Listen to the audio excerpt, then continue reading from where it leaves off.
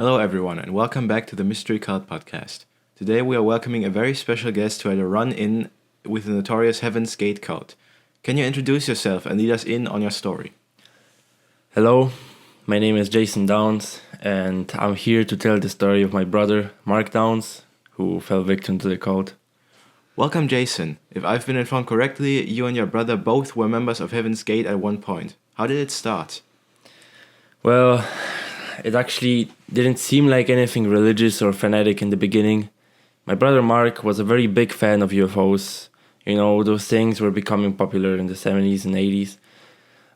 One day, Mark saw an ad somewhere about a UFO group or something like that.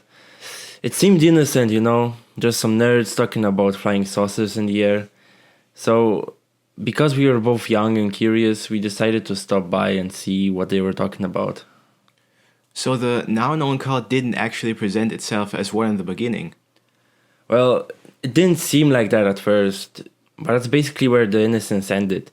We joined their meetings for the first time in April 1975. What we both expected was a couple of people getting together, talking about UFOs, eating snacks, maybe playing some board games. But that wasn't the case. There were more than 80 people in that meeting, more than we'd ever seen in any group meeting before. As soon as I saw that crowd, I just wanted to go back home. But my brother convinced me to stay. So was that meeting the first time you witnessed the true motives of Marshall Applewhite? What I noticed is that the guy was captivating, in a strange way. But no, at the moment, I didn't know how dangerous he was.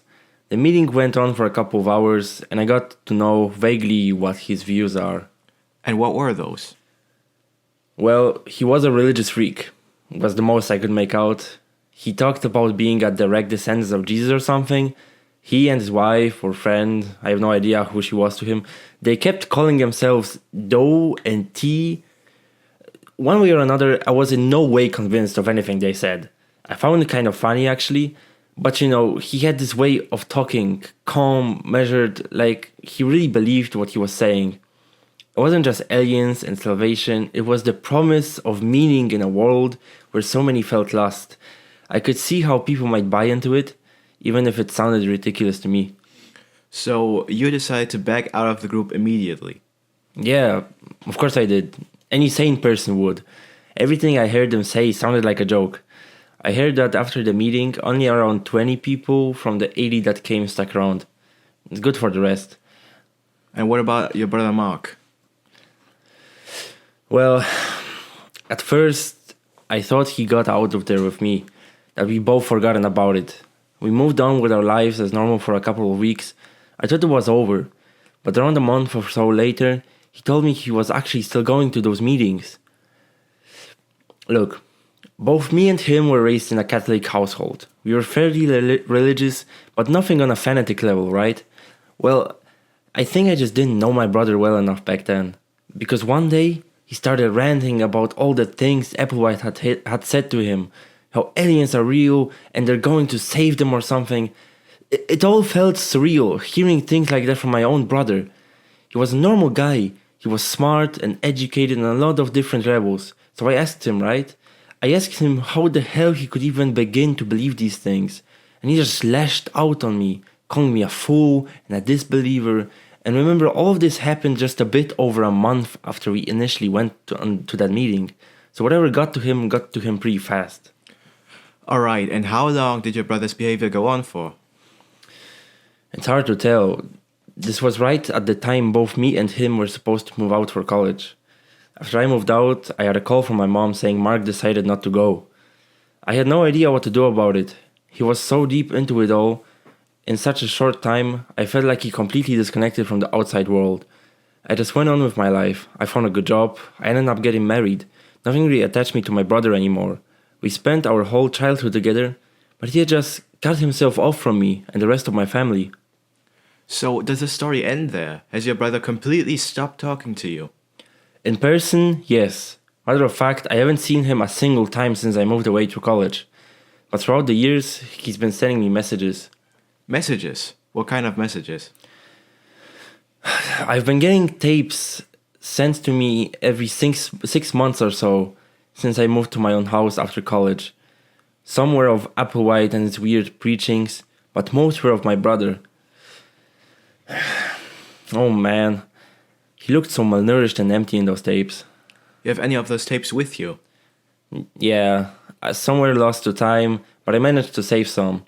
This one is from around 1985. I was moving into my new house at the time. Alright, let's play it right here.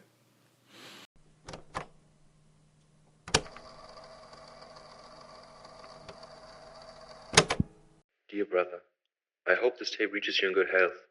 I know you don't understand, but I need you to know that I'm happier than I've ever been. Things we've learned here, they're not just theories, Jason. It's the truth. The next level is real, and we've been chosen to ascend. You laugh at this, I know, but one day you see it too. I wish you could be here with me to witness what's coming. I love you, and I hope that when the time comes, you'll join us. That was one of the first tapes he sent me. It's chilling to hear the way he speaks. Did he ever send you anything that explained why he believed so strongly? Yeah, this other tape from around 1988.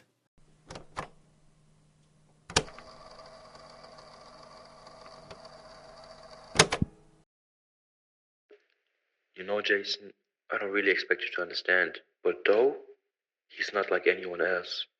He sees what we can't. He's opened our eyes to the lies of this world. Materialism, distractions, the emptiness. Though it teaches us how to shed these chains and prepare for the next level. It's not about death, Jason. It's about transformation. I am finally free. I wish you could let go of your doubts and experience this freedom too. Please, think about it. You can really hear how committed he was by this point.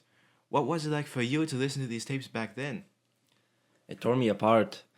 I was angry and confused. I wanted to reach out through those tapes and shake him back to reality, but what could I do? He wouldn't answer my calls. It felt like I'd already lost him. What about the final tape, Jason? Yeah. The last tape he sent me was from March 1997, just weeks before it happened. I wish I could have done something, at least called the police, but I had no idea where he was. At that point, even our mother hasn't seen him for years. But here it is.